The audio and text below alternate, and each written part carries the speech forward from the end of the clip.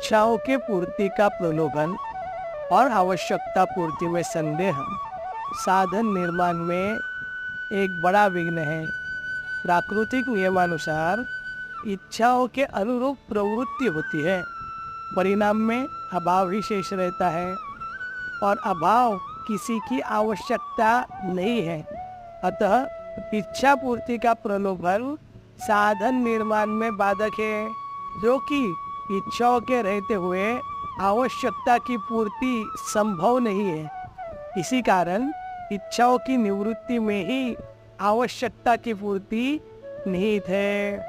आवश्यकता वर्तमान की वस्तु है, उसके लिए भविष्य की आशा करना आवश्यकता को अस्वाभाविक इच्छा से आच्छादित करना है और कुछ नहीं है।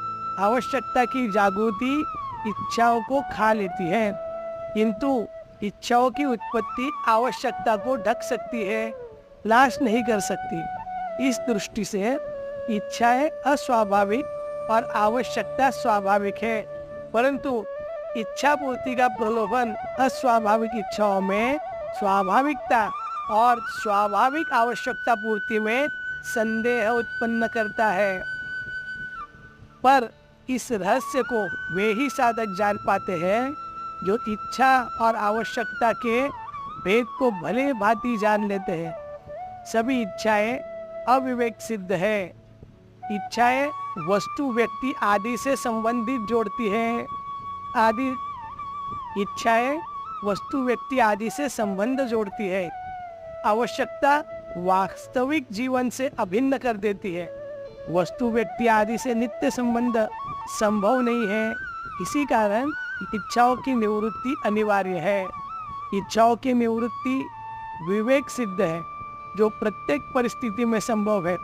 इच्छाओं की निवृत्ति और आवश्यकता की पूर्ति युगपथ है। निज विवेक से अविवेक का अंत वर्तमान में ही हो सकता है। अतः सर्व इच्छाओं की निवृत्ति और आवश्यकता की पूर्ति वर्तमान की वस्तु है। इस दृष्टि से जो साधक आवश्यकता पूर्ति में संदेह नहीं करते, वे बड़े ही सुगमता पूर्वक साधन निष्ठ होकर साधन तत्व से अभिन्न हो जाते हैं।